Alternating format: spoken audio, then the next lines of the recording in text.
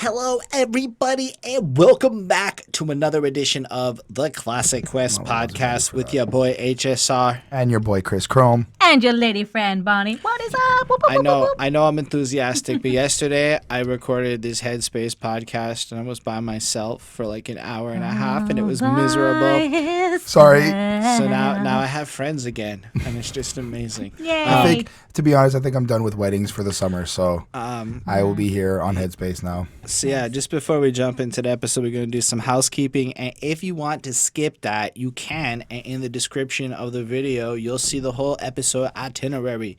So just to let you know, we are not professionals. We are, like, look at this fucking place. We are some folk who are just bumping the album, giving our thoughts, our opinions, our impressions, and track by track basis. And it's going to be longer than all the other reviews. I'm letting you know if we think it's a classic or not. Yeah, the Classic Quest. Pretty much That's the whole point, right? Yeah, and just a quick shout out to the patrons, Mozart, Lindell Williams, and Super Old School 1994. We'll talk a bit about that at the end.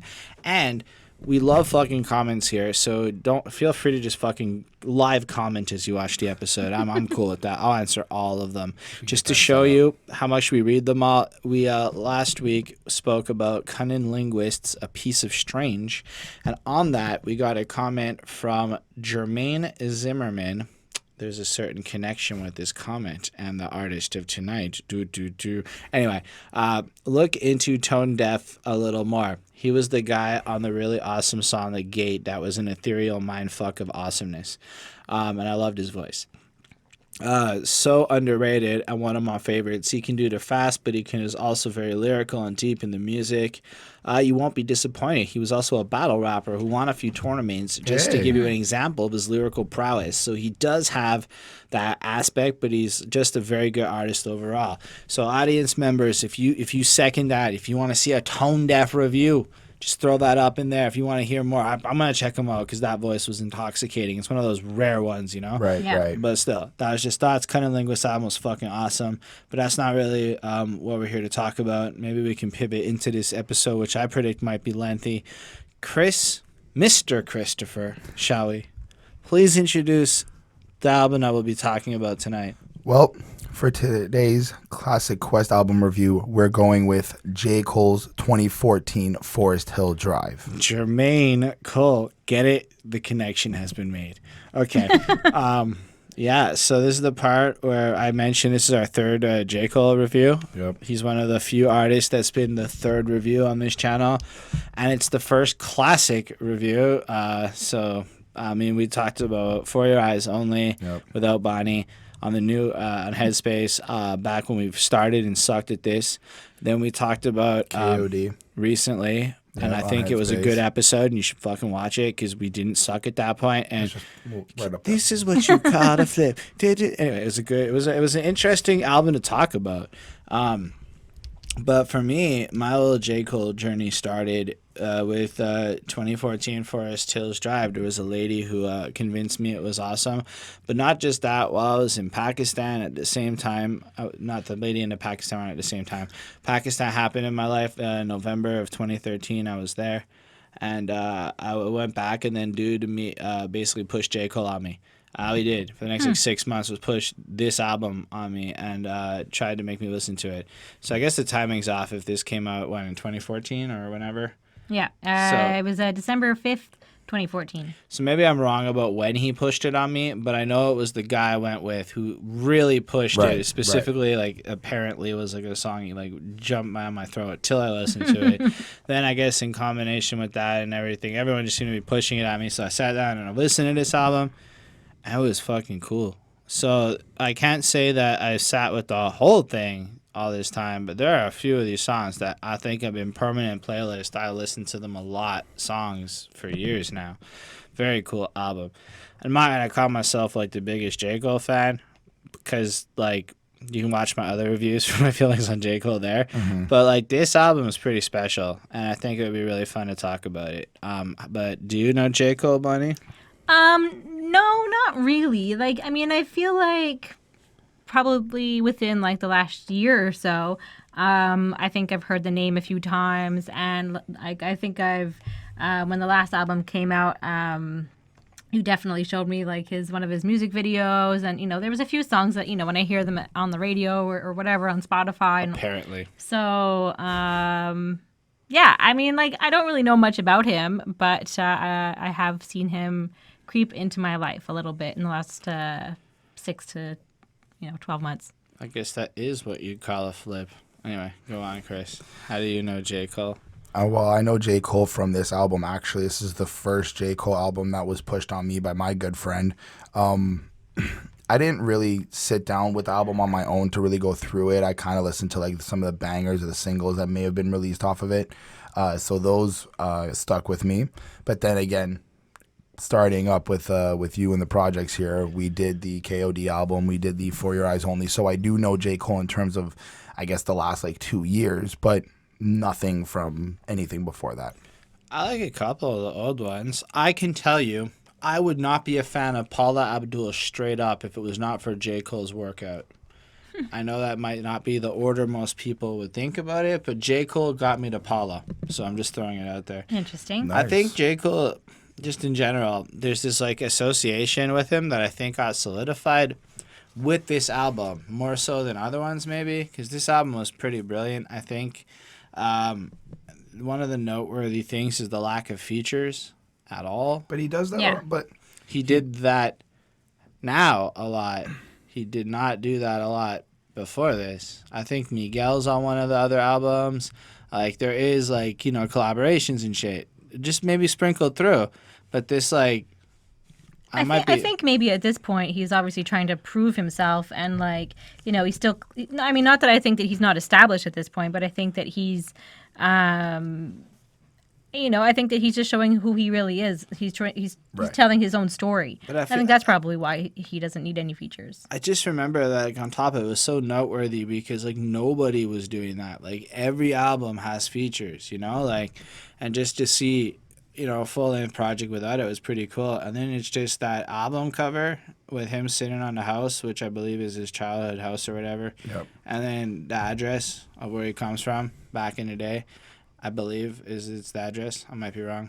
And then it's just like, just this like sense of like home, of like he's found himself, and you just got like these recollections and whatever. And you just look at it like you're gonna go on this like pensive journey of J. Cole's and like reminiscing almost, and it's so inviting with the way the leaves are there, and like you just got this innocence in it when you look at this. Like, it's not grandiose, it's not flashy, it's just raw in a sense, and I really like that. It really makes me always get excited to like put this on. I agree with the raw feeling of the photo. I feel like it was interesting how you said like you feel like he found himself. I got like he was kind of still confused as per just the photo itself, like he's back home.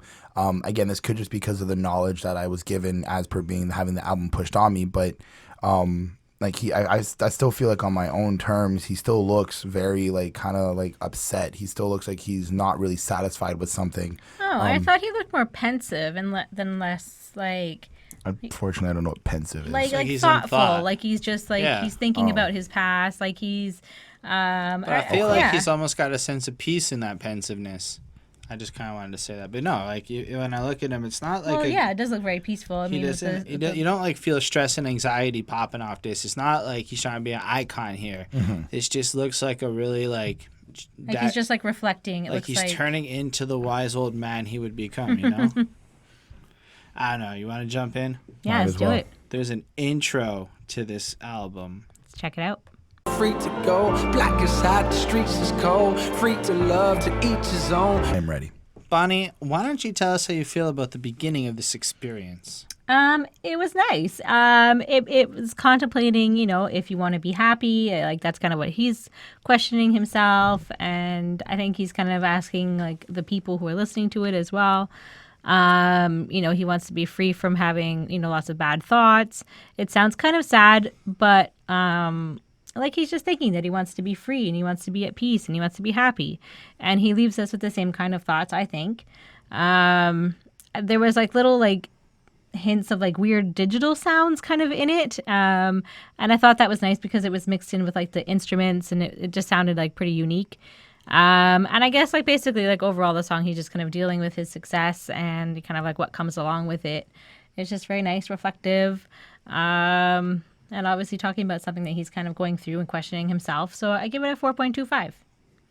Nice. You? I feel like it's starting to set the tone of the album, starting to set up the concept of where he's might be going, taking the beginning of it. I get that he's, confused.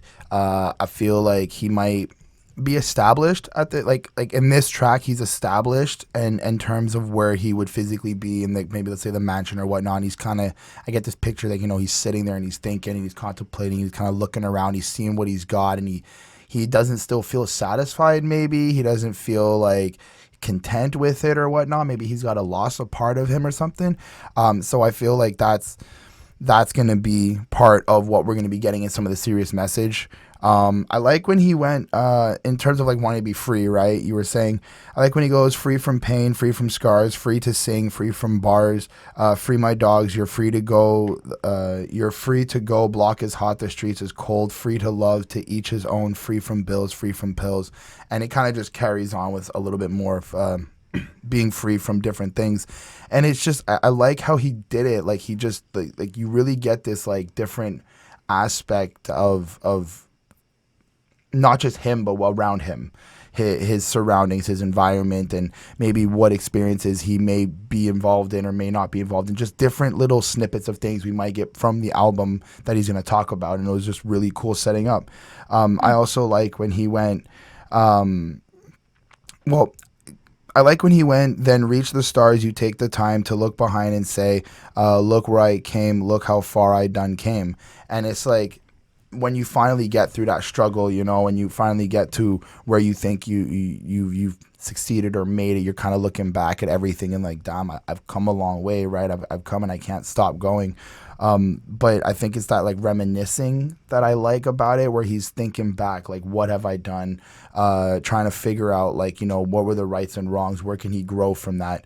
I thought it was actually a really strong intro to the album. I gave it a 4.5. Nice. Yeah, I mean, this one definitely takes on like a tone of questioning and reminiscing, as Chris said, and Bonnie said, where like it kind of almost just is like you picture him on that roof, in my opinion, just sitting there like asking these questions, like, do you want to be happy? And as much as it's about him, I feel like J. Cole wants you, the listener, right, to also make sure that you're internalizing this message particularly and asking yourself these very same questions. So trying to build like that connection with the audience. Yeah, but like I feel like it kind of adds like a deeper purpose. It's going to make you want to be a little more engaged, because as much as this album's about him, I guess he's trying to make it about you too.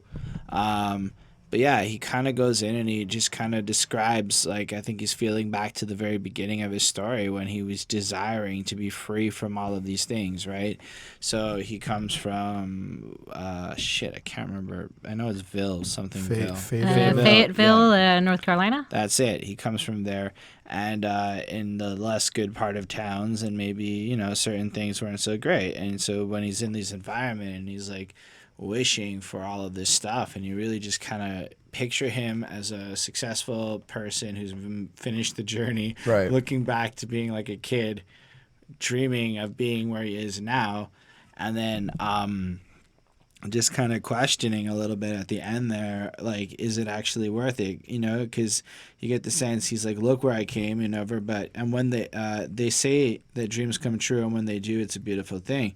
And I like it because everything kind of went from like this super kind of vague thing to this really like specific statement of like, they tell me that when you succeed, it's going to be amazing. It's not I feel it. Right. It's I made it, but then they told me this thing. And I don't know how deep I'm going to go for every track. Maybe feels like he's a little bit betrayed a little bit. I feel like this album is layered with that kind of literary shit. And it really, like, it's just really fun to kind of find those little secrets as you go through the project. Lyrically, it's interesting. Thematically, it's interesting. Sonically, it's so not really my cup of tea. It's like soft piano, and he's like kind of softly singing over it and whatever. And that's cool. I mean, it's a beautiful song. It's a well orchestrated and beautifully put together thing that I would, in most cases skip over even when I listen to that. I mean, I understand that this album is an experience, and spoiler alert, it's a concept album telling a story, and that maybe without it the rest of the album doesn't feel as complete, but there's just I give it a 4.1. I recognize how good it is, but like it's just not my cup of tea. I really like the theme though. Like it's a really cool song. I hope that you don't take my grades too personally. It's just kind of my, whatever. Right, I don't have to right. justify myself. It's my fucking channel. I guess that's it.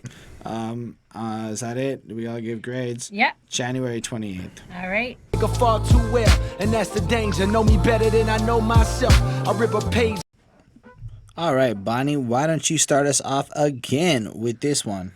So it's his birthday. Woo woo. Well, that's what January 28th is. Go Shawty. I guess, yeah. So I mean, it's a nice song. So of course, it's just basically about like staying true to who you are. And this kind of like success can cause like competition and anger, and in the end, like anybody who's becoming successful, is doing well, and should kind of like help out like the little guys, should kind of reach out and try to get them to if they're good, to like bring them to the top as well. Like it shouldn't just be one person, it should be like a shared space. Yeah, so I think that's basically what he was trying to like get across. It talks about other great rappers, but he's the only one of him there is, and he calls himself Cole the God. So I mean, that's Whoa! He shares a birthday with one particular rapper on that list, Mr. Rakim. Yes, Okay? yes. The God MC. Following in his footsteps, Yes. like how Kanye and David Bowie are like kindred spirits. Yes. But I'm just saying, he's still calling himself the God. With Rakim. Yes. So I mean, it's a nice, easy song to listen to. It's just sort of like his feelings on life. I give it another 4.25. And you, Mr. Christopher? Well, I like the intro. How he kind of having this question of like, can I make a million off a rap tune? And it's kind of just like repeating itself, and you feel like a little bit of a younger J. Cole kind of asking himself like, is this possible? Am I able to do this? Because it's like, it's not an easy thing to do. Right. We can put it like but that. it's also, I feel like he's also influenced by a lot of what he might be seeing, right? On TV, some of the media or stuff like that. They make it look like it's an easy thing to do. Exactly. So I feel like the first verse, he's kind of like talking about how he's now made it. He sees what like the work is, what the struggle is to get to that. But I like the line where he's like, Carolina's finest, you know that already. In terms of greatest, I proved that already. And if you would like, I'd do it twice. Kind of like he doesn't have to prove anything anymore. He already knows that he's up there in the status. He's seen how quick it blew up. He's seen how, he did what he had to do. But I feel like he's also trying to search for a bigger picture. Like this is where I get the sense where Cole feels, he's like, all right, I'm rap god, we could say, but I'm not satisfied, or I'm not like, I don't feel happy or content the way I should with this level of status. And then that's what I get from the first verse. Then we move into the hook where it still kind of gives me this feel that Cole is confused, still contemplating on like the fame and what's happening. I like where he actually addresses that he's sharing his life stories on stage and he's getting paid as much as the lawyer who helped out OJ, and making that comparison. And he doesn't understand why he's making this much after like maybe of not really doing much in terms of just like the lyrics, right? Understanding the hard work he puts in, like understanding that. I feel like maybe himself, he's kind of like, I'm just sharing my stories. Like they're not. It's not like I'm really doing much, and this is what's happening. This is the money I'm making. Also, to understand that, like, he feels that maybe there's a comparison in the way that OJ got paid crazy money to put OJ's life on a stage in a very specific way, right? Right. Like reality TV in a sense. We're spitting the truth. in a particular way, Mm-hmm. you know, making sure a glove fit or whatever. I think that was that case. I might be wrong. And then on the other Glove was hand, too small. J. Cole, when he goes on stage and talks about whatever on whatever track, you know, like he's kind of maybe doing the same thing in his mind. He's getting paid this crazy money to just come up here and just talk and tell these elaborate stories. I might be wrong, but No, maybe. that seems like a good point. I also like how he, following that statement or like those couple of bars, he also kind of follows up with the fans understanding his music more than he does in terms of like what his stories that he's saying. I think it was more like they know him better than himself because Right, of all of this. right, more of Yeah. him, yeah. Because like he doesn't have a chance to even like absorb the music the way the fans do, Right. And so he pours Right. himself out like that, and then I guess that's a pretty interesting thought for like, you know, any you know, actor or singer or anybody that's like putting stuff out. It's like they don't even understand, like, you know, when people become like obsessed with like a certain artist, you know, like they probably haven't, like the artist probably hasn't listened to the music as much as they have. Right. Verse 2, I like how he addresses Black lives. You know, they're being taken out, and he kind of addresses like also the like not directly, but the kid that the kid that got shot in one of the relevant Michael- situations at the right, time. Michael Brown. Yeah. Yeah. So I like how he got a little bit political in there, and he's trying to make a point with that. But I kind of lost a little bit from like understanding what he was trying to say, because for me he turns into bringing home the point that like he doesn't really know what a hero is except for like a rapper or a basketball player, because that's what he would see on the TV, which I guess like if that's all you're watching, you know, that's the people you look up to. But if you know people in your environment are dying, then I guess you don't really see anyone else as a hero, like the police or something like that, who might be. Well, I think is like right after that, he kind of also talks about how all these people are, when they do start to have success, start to have egos clashing, and that creates conflict within their community. Right. You know, and you know he's kind of making a little bit of an encouragement to think back in a sense on the good nights and the good times, and like put your egos aside for the betterment of everything. Like it says, if you look at that, he's like, what's the price for a black man life? I checked the toe tag, not 1 0 in sight. I turn the TV, not one hero in sight, unless you dribble or fiddle with mics. So he's saying, like, you see all these people fucking dying when there's no fucking consequences. I mean, maybe recently, every now and again, you hear of a cop who gets sentenced, but like, considering how many people die, it just doesn't seem like there's a proportionate amount of consequence, so there's zero cost for their life, you know? Yeah. Fair enough. So he turns on the TV, he doesn't see heroes, he just sees, you know, like, unless they're rappers or this, you know, playing into the stereotype of what you have to be as a black man to succeed. Look out the window, 'cause tonight the city lit up with lights, cameras in action. May no man alive come through and damage my faction. I brought you with me 'cause I love you like my brothers. And here I think he's just talking about how he has his team there, and they're like gang or whatever, and they're squad, and they're like from the hood, and they're like understanding of a certain way of life. Please don't criticize me for sounding so white. I know how white I sound right now. And then, like, he's just kind of putting out, though, but he's trying to take all these people with him to the top, and he's shining and shit, and he's saying, look, as we rise, don't let these egos get in the way. Let's just take this opportunity to, like, celebrate together. Like stay humble in you a know, sense. and whatever. And then he kind of touches on black violence and the fact that he has taken over New York, and he's raised the bar as king of New York so high in the stratosphere that you won't find it. But really what he wants to do is, like, crush the crown, so that there is no more competition to be the best in such a fucking negative way. He's like, I am the last king, and I'm ending it, and everybody just go out there and create and make passionate and dope fucking music. I do like when he's like, I ain't serve no pies, I ain't slide no type, I ain't bring no lies, sang my quotes. And that's interesting, right? So he's like, I didn't live that life that everyone else is preaching here, but people are still quoting me. I'm coming in and doing it. I don't play no games, boy, ain't no joke like the great Rakim when I make my notes. And he's reinforcing that his inspiration's coming from his lyrical shit that he's coming down with. And, like, honestly, like, we talked about a whole bunch on this, but the whole track is composed, like, it's really, like, smoothly done, right? It's so rap. Like it's like finally the rap Right, came in. Like 'cause right. you didn't get that on the intro, which is fine as the intro, but like it finally like kicked in. But it's layered, right? Like you actually do have reasons to come back and like see how he worded stuff that you may have missed a thing here or there, you know? But it's also just like anthemic in the way where you can relate to that story, and he's trying to put it in a way where it's relatable while still being super personal, and I gotta give him all the credit for pulling it off really well in this one.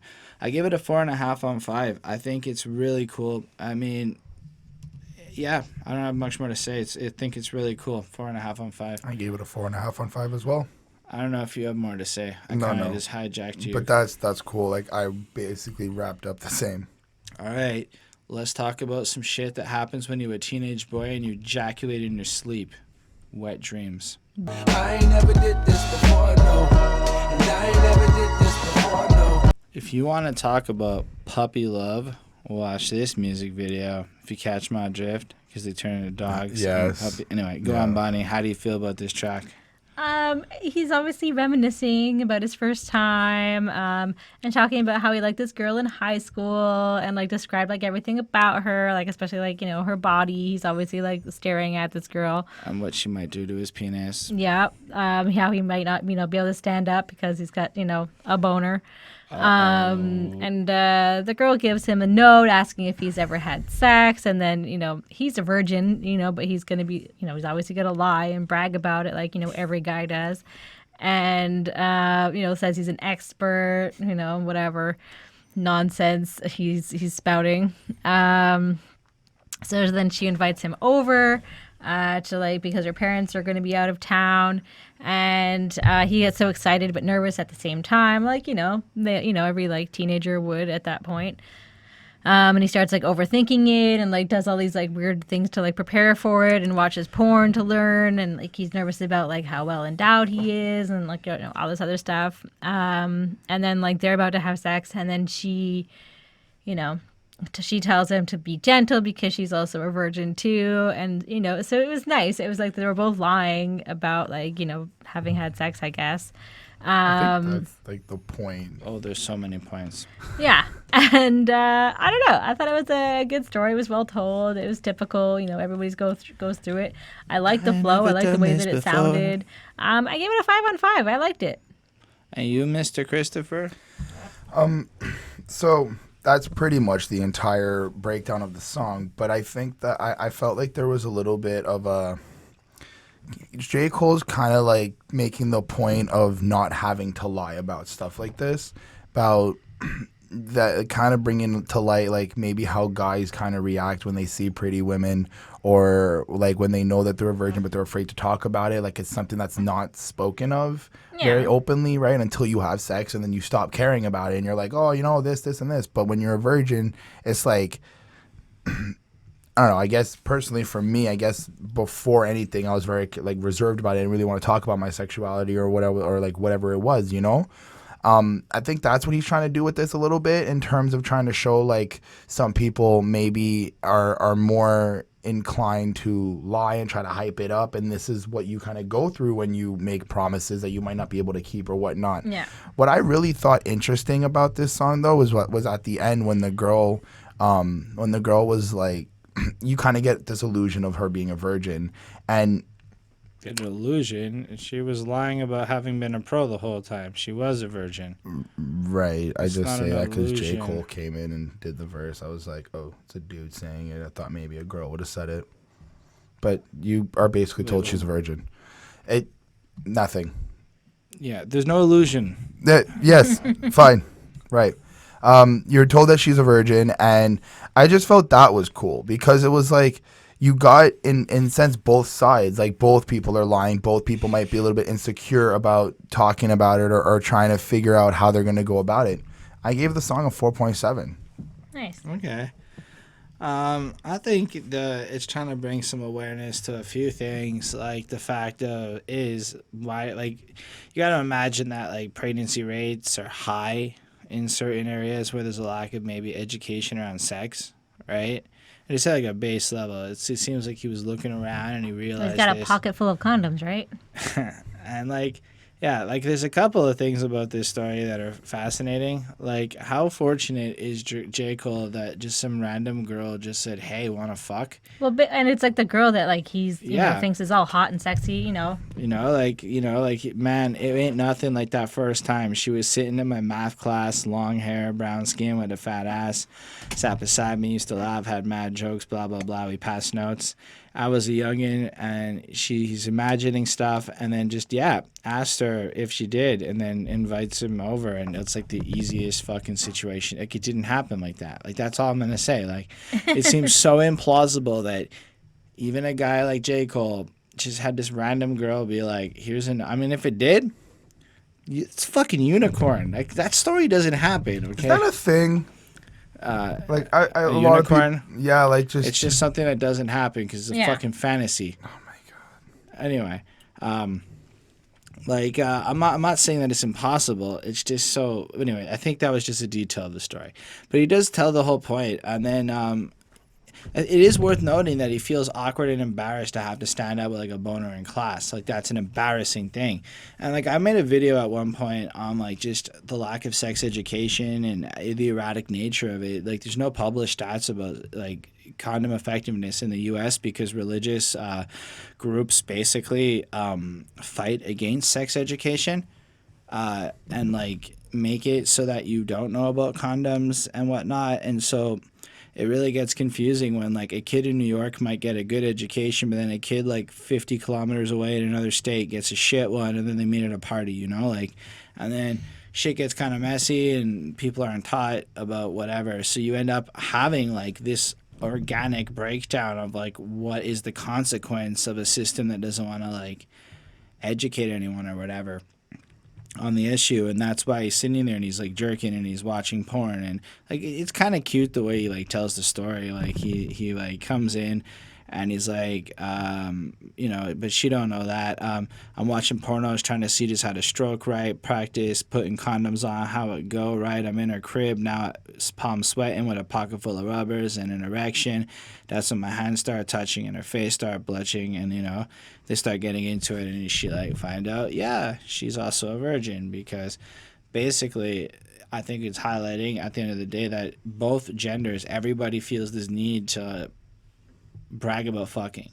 Like, it's important, it's cool to fuck, but like you can't even admit to being a virgin because it's just almost like a shameful thing. Like, Right.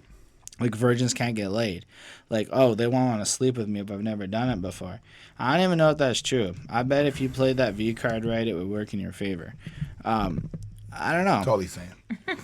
And then it's cool. I feel like the song though, I don't know. I give it a 4.3. I think it's okay. I never liked this one that much as a single. Like, I mean, as a song, like, it's enjoyable. It's such a deep and powerful message. It's well composed and put together, but stylistically, it's not one of the ones that I'm as drawn to on this project. So it's a good song, but it's not my cup of tea. And that's the beginning of this album hits me like that. I promise my tone flips at a certain point, but like the beginning of this album did not like hit me proper. Is all I'm trying to say. I don't know. It'd be good. We can talk about how 03 Adolescence. I was an adolescent in 03. Mm-hmm. Hey, who am I? Yeah. All right, Bonnie, how do you feel about this one? So I mean, he's talking about like how he grew up, and he talks about how he wasn't really necessarily that rich. He was insecure. He used drugs. He got high. It's kind of like a melancholy kind of feeling, like, of a song, I felt. And then he goes to college, and he's in college, I think, basically during this. And he starts like selling drugs, mostly weed, I think. But then, like, I think his friends are trying to like pressure him into like, getting into like the business a little bit harder. And realizes he has it pretty good, and that like what he's doing is the right thing for him and what he needs to be doing, and he has like a caring mother, and this is how he's going to be the best by being smart and educated and whatever. So it's basically like a song where it's honest, it's take nothing for granted. I mean, it's a nice song, so I gave it a 4.5 on 5. I think it's about two people. Like, there's him and his cousin. Oh, really? Yeah, and I missed like that. Or his the best whole friend like or whatever. the Well, yeah, he whole, talks like, about his best friend. the whole like first verse is kind of like him describing he's like jealous of his best friend and stuff. Like, I came up a fucking screw up, tied my shoe up, wish there was newer. Damn, need something newer. So he gets hand me downs. He's, you know, coming from a bullshit life. He kind of does a little bit of a Biggie flow there. In love with the baddest girl. I wish I knew her. I wish I wasn't so shy. I wish it was a bit more fly. I wish I could tell how I really feel inside. So he sees this girl. He wishes he was a little bit taller. He wishes he was a baller. I took that as In a different- sense, he wishes he had a girl who looked good that he he would could call? call her. I And took then that apologize. differently. I mean, which part? Well, I took it as a metaphor for hip hop and his wanting to be Dream and being accepted in the hip hop game as a young kid. Nah. Well, I mean, no. This is okay. Like this one is about kind of like how he, as the good kid, is looking up to Yes. his gangster cousin or whatever, who's fucking making all the fast money now. And then when he tells his gangster cousin this, he's like, "You fucking moron! You're the smart one with the future, and I look up to you." And this blows his mind, and he revalues his priorities. And Right. That's the track in a nutshell. Right. And to validate that, so he looks at this girl and uses her as an example because she's one of the things that he flips on. So he questions himself because she wants the ball player, star type player. She wants like this blingy, flashy type like person, etc. Right?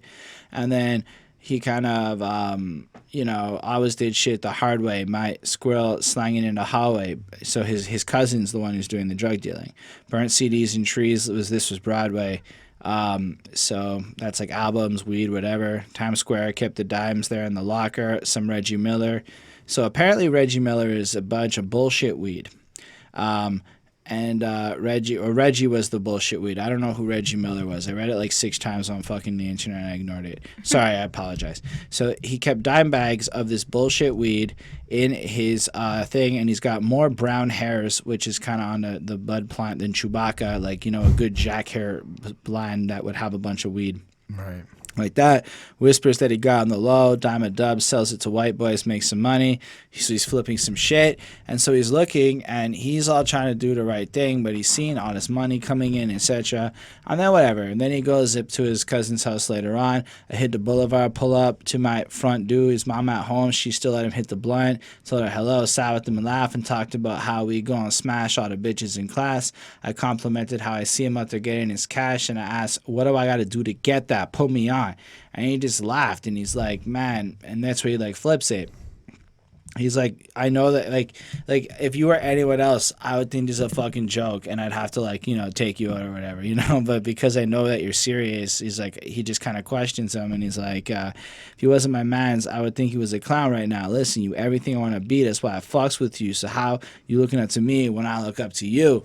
And that hit him so deeply that he went back and thought about his mom and like appreciated it and all that shit, right? So that's the track. I'm pretty sure. I mean, I could be wrong. Internet will correct me when I have this tone of voice. But I give it a 4. I know that it's really cool and deep and thematically great and all that. But again, it's on that like kind of like softer, airy kind of flow to it. It's not like it didn't really suck me in. It's still in this lull. But thankfully, wait, you didn't talk yet. I didn't even give you a chance. I just cut you off. It was basically, that's the breakdown of the song. I just thought in J. Cole's verse, I thought he was like the female represents hip hop and his dream for hip hop and wanting to be like, kind of like what he sees on the media or what he sees on the TV, wanting to be flashy, better, thugger, gangster, whatever it is that's like that hip hop is required to be at that time, right? And in terms of the dream, I feel like he's J. Cole's the one in school learning, getting all his grades up, trying to get it like the right way, right? And then I thought it was his best friend. If it is his cousin, then his cousin or his person. It's his man's his man's. So his buddy is the one who's like the drug dealer, the one who's like lighting up the whole hallway, and he's like, you know, selling all this and blah blah blah. And in terms of, you know, wanting to get that quick money, J. Cole maybe had like a little doubting point, was like, yo, how do you do that? Like, yo, help a brother out, help, put me on that, you know? And then, like, as you said, that's where the friend turns around and is like, listen, like, you don't really understand why I'm doing this. And he goes, I quoted it, give me a second. He goes, listen, you're everything I want to be. That's why I fuck with you. So how you looking up to me when I look up to you? You about to get a degree. I'm about to be stuck with two choices. Either graduate to wait or sell a number two. For what, $100 or two a week? Do you think that we would, you think that you would know what to do if you was me? I got 4 brothers, 1 mother that don't love us. If they ain't want us, why the fuck they never wore rubbers? And I know that's like a really long part of it, but that's really sat with me for a second. It's just like, to really understand or to get that feeling where like the mother is really just not present in this kid's life and he's doing this on his own, not because he like chooses to, it's just he needs to eat, he needs to fend for himself, he needs shoes, he needs this, and like just to see like the loyalty to the brothers and the family and what he's willing to do for that family, you know, like you really get this kind of darker side. And then that's when J. Cole kind of wakes up and is like, shit, I gotta thank my mom for being there, make sure, you know, and he does the whole I'm sorry and I'm going to be a good person type thing. I thought it was great. I thought it was a 4.5. I like the beat. I like the vibe to it. I like the flow to it. I like the concept. Yeah. All right. The next one is A Tale of Two Cities. Air, now, hands in the air, hands in the. All right, Bonnie, how do you feel about this classic retelling of A Tale of Two Cities by Charles Dickens? Well, I hope it's better. I could never get through that book. So I hope it's better than that. This is basically comparing sort of like the rich end and the poor end of Fayetteville in North Carolina, where he's from. And he's kind of living now, I guess, on like the richer side of life, on the richer side of the city, and kind of looking back kind of, I guess, at the poor side, you know, where he's from. And so he now has like this nice home. He's got everything he wants, you know, white picket fence. There's lots of trees around, you know, and it's maybe like not quite like where he grew up. It's different, and kind of questions, you know, also like the motive for Black people stealing, which is like something he brings up. And he's like, well, how can you judge them when they never had anything to start with? You know, like they're just doing what they got to do. And then the hands in the air, being robbed, you know, it's like, you know, something you would do like if the police was there. So I wasn't really sure if like he was the one robbing people or if like he was the one being robbed. Right. So this song is like a parallel tale. Right, so verse 1 is like the rich person who gets robbed. Right. Right, and you can tell because like last night, that's a dream. Last night I had a bad dream that I was trapped in a city. Then I asked, "Is that really such a bad thing? They rob it on a daily. Can you blame it? That ain't never had thing." Is where he's questioning it. Guess not. What's the value of a thing? Last night they pulled up on my at the light like, nice watch. Run it. Hands in the air. And then so in that part, right, it's like the rich guy's contemplating on how his buddy got robbed at the lights. Then the whole second verse, it kind of changes. Like, listen up, I'm about to go and get rich. Fuck with me, we gonna run circle around the Ville and hit a lick. Concentrate my powder, whatever. So now we're on the ghetto side. We're on the gangster. And it just gets kind of like a contrast just to the entirety of how the tone of the first verse with like that person's just kind of dreaming and getting his car and his house and all of this. Whereas on the other side, they're just dreaming about scheming, about getting out there. They want fat pockets, a badder bitch. They're tired of seeing others flaunt. They want to flaunt too, you know? So just showing the motivations there. And then watch rollers in a fucking Crown Vic trying to lock up if they won't do that. Crown Vic's a cop car, if I'm not mistaken, right? Yep. Want to know a funny thing about this? Even if you let him kill your dreams, it'll haunt you. Holy shit, that's one of my favorite lines. Even if you let it kill your dreams, it'll haunt you still. Just because it's playing up on that, and it's probably true. And then it does the whole thing like the last night. Instead of last night, we pulled up on a and whatever, like, and then it just has the little so tone it's like shift. the other side of the table. So verse 2 is coming from the perspective of one side, and then where the song really ties together is the outro. Is both the guys, both the criminal dude and like the more upper class guy are going, Father, forgive me for my childish ways. I look out and see all the, clouds are gray. I need your hands to take me miles away. Your wish is my command, So like, it's like both of them regardless of their circumstance or from this place, and have the same prayer of being taken away to like greatness or whatever. Yeah. And I was and like.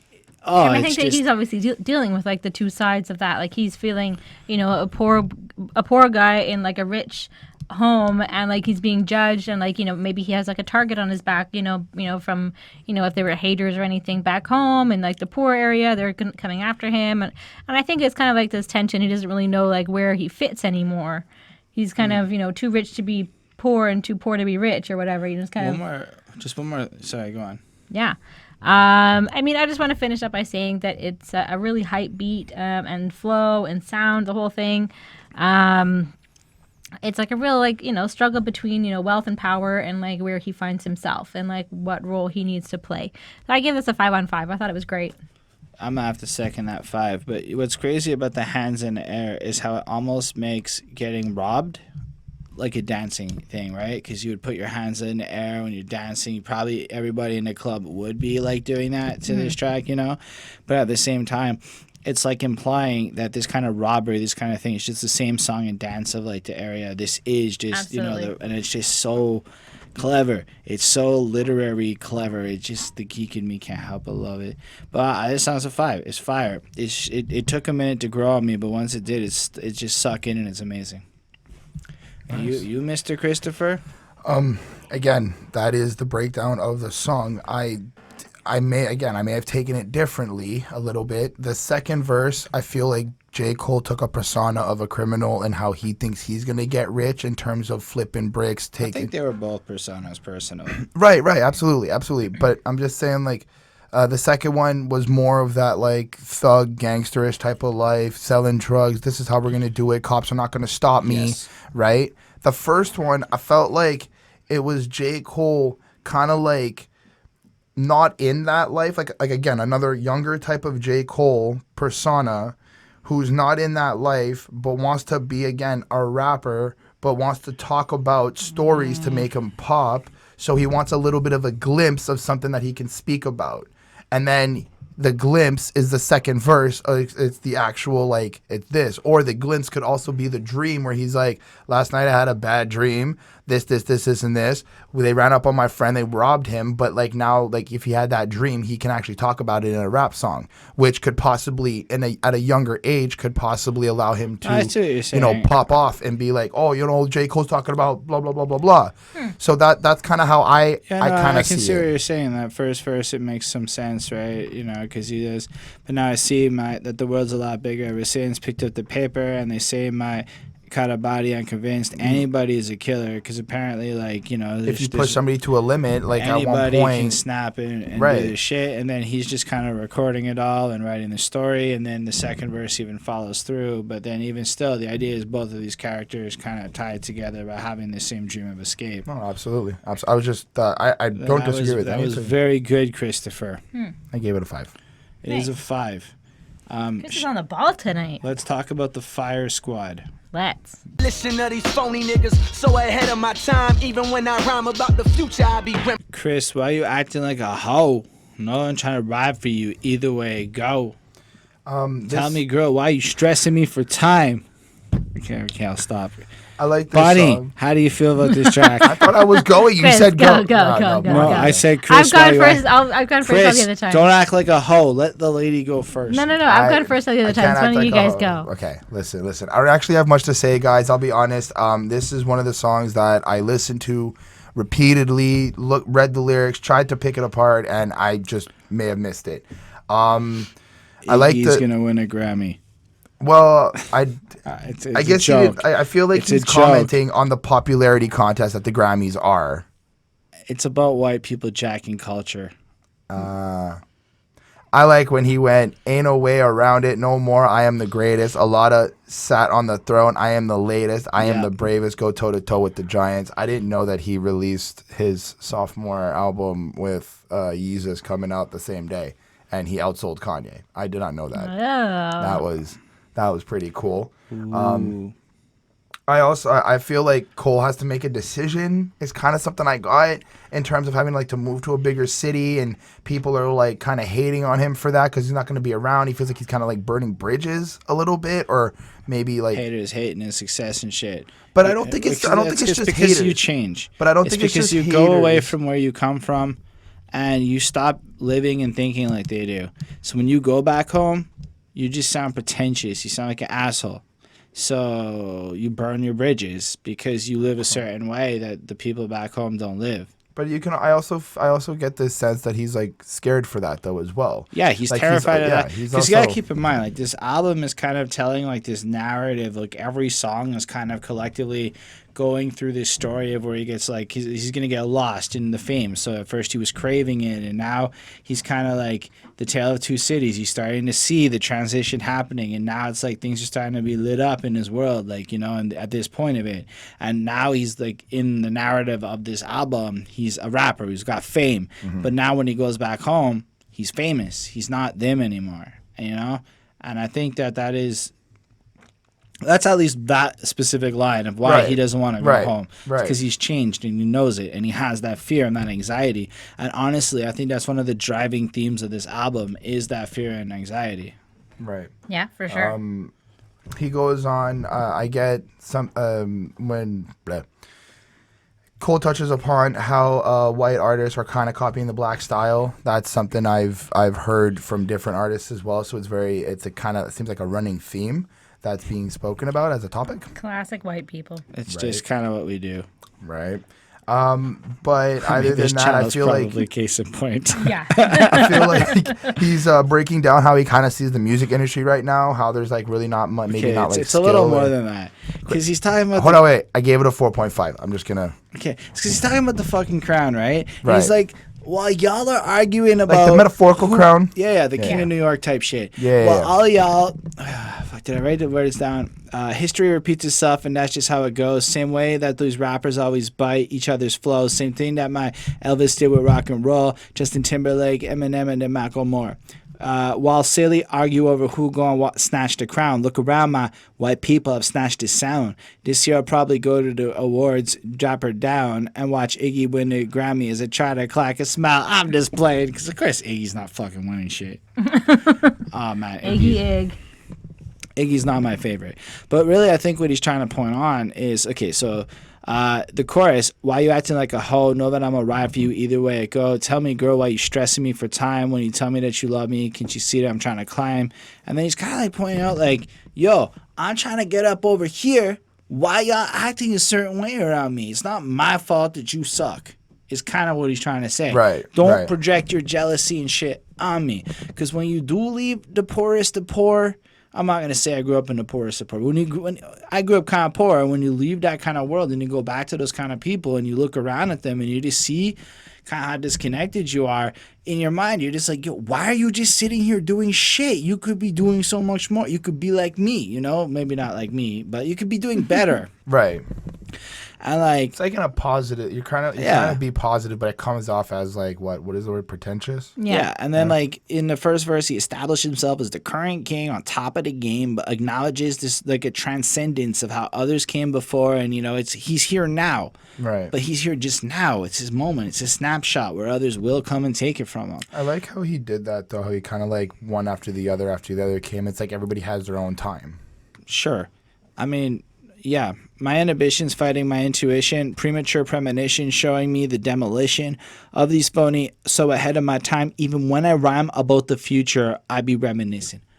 That was one of my favorite lines. He's saying he's so fucking far advanced about shit, and the joke there is that even when he raps about the future, he's so in the future, it's still a fucking memory because he's metaphysical like that. I got off on that shit. It was really hype. It was really fire. You want the truth? Well, come and listen. I'm like time that you bagged a dime and checked your phone and saw it was a number missing. As fate passes, half of you try, the other half of you fry, too high to actually fly. One day you'll have to decide who's going to be a scary aura that's going to rule like me. So it's kind of putting it down that everybody has the chance, everybody has the opportunity to have it, and 50% of people are just going to fuck around and jerk off on their couch and play video games nonstop and not be on Twitch. If you're on Twitch and you're marketing yourself, it's totally cool. If you're just if you're just playing with a bong and a bunch of Fortnites, I'm sorry, but it's not maybe the best use of your time. We get it. No, we don't get it. But anyway, then history repeats itself, and he comes in and points out, like, well, you're all obsessed with this little diva show that y'all have turned hip hop into. White people who, as a white rapper, I gotta try hard.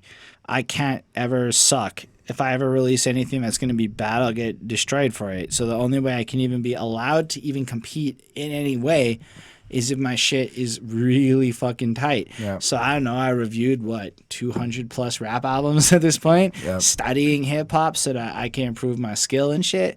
And so if everyone's so worried about drama and not working on their craft and stuff, it really does allow maybe a privileged group of people to come in and steal some shit. Some of us might actually understand that appropriation is bad, but a lot of them probably don't, like Iggy.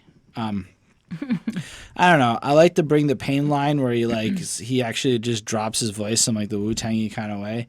While the people debate who's the king of this rap game, here comes little old Jermaine with every ounce of strength in his vein to snatch the crown from whoever y'all think has it. But rather than place it on his head, as soon as he grabs it, poof, boom, pow, it's like magic with a flash and bang. It just, here's the part where he fucking smashed the crown. I thought it was the other track.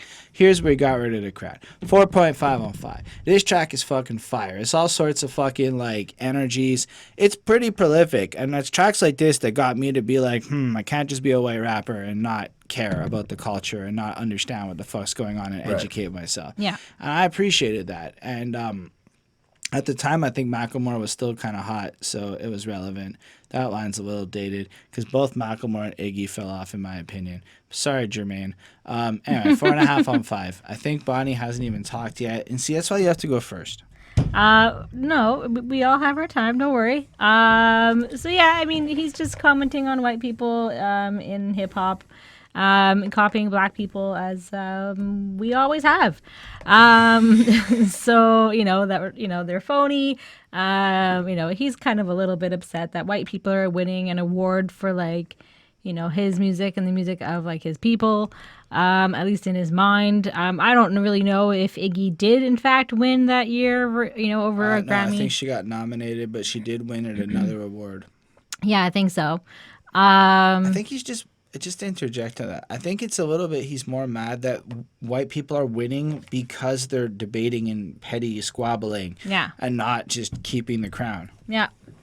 I mean, it's stupid, and he's kind of saying that, and he's kind of like, why is everybody worried about these stupid beefs that people are having, when people, white people are, kicking ass and they're doing better than us because we're not trying, we're busy squabbling down here. Mm-hmm. So, pay attention to that. I think that's what he's trying to say. Yeah, I think that's pretty much it. He doesn't want any more crown. He doesn't want any more king. It's stupid that, everybody's trying to be on top. Just keep doing what you're doing and keep speaking truth and, about you and your people. And that's what's important. It doesn't matter if you're the person on top. Right. And he has this crazy distorted voice where it sounds like he's featuring an old man or something, but no, it's just Jermaine. Yeah. So yeah, I mean, he's obviously speaking the truth about, the business and, the rap game and everything else that he's trying to deal with. And, again, his issues with success and trying to navigate that whole thing. So I give this one a 4.75. I really liked it. All right. Well, let's head on over to Saint Tropez. I wish. He's on his way to Hollywood. He's on his way. So Rose T.S. DeSantis does the backing vocals because she basically sings nearly every line with him from the hook, from Ali's first one. Maybe not every line, but a lot of it.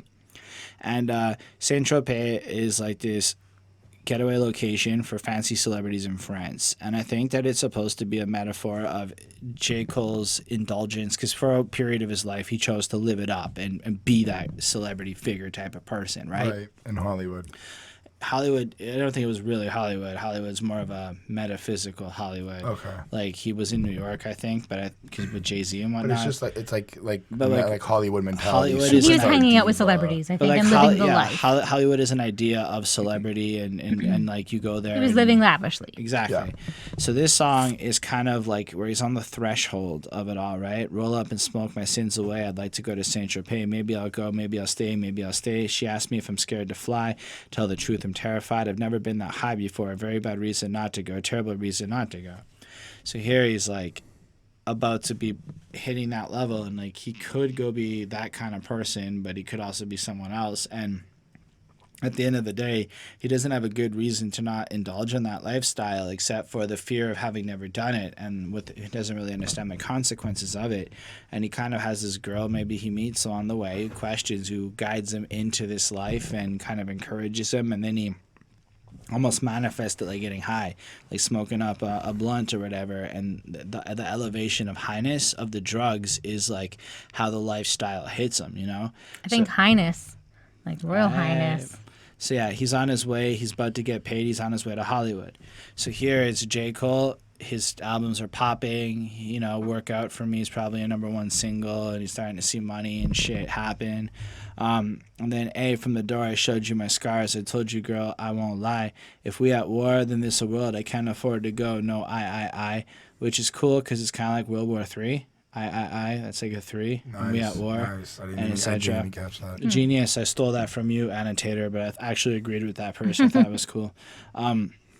I wanted more than was before. Lord knows I'm torn, so I cry. No, I. From the corner of my eye, baby, it's been hard for me to smile lately. It's been hard for me to smile.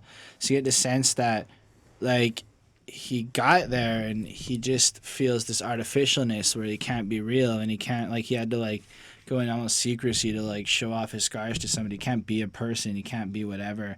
And it's got this airy feel. Like it feels like you're sipping champagne on a beach while listening to this. It feels like you should be sparking up some shit and bumping off your headphones and closing the lights and zoning the fuck out for a minute while describing some actually interesting subject matter. I get this a 4.25. It's a really cool song. I mean, I don't really have too much. The lyrics really didn't do much for me. Like, there wasn't really anything that really stood out. You know, it is basically, you know, him talking about, again, his struggle with success. You know, he's, you know, I guess, you know, he's invited or he's, you know, allowed to go to Saint Tropez because, you know, he's in, like, the cool club and he's rich enough or whatever, and he's that elite. That he's able to go. But then he's kind of like, well, I don't really know if I want to. Like, there's, you know, this flight, maybe he's not the biggest flyer. So yeah, I mean, I don't know. I mean, you said pretty much what it was. It's, you know, it's relaxing, it's soothing, like it's kind of enjoy like the flowiness to it, like you said. It's fine for me. I gave it a 4 on 5. Nice.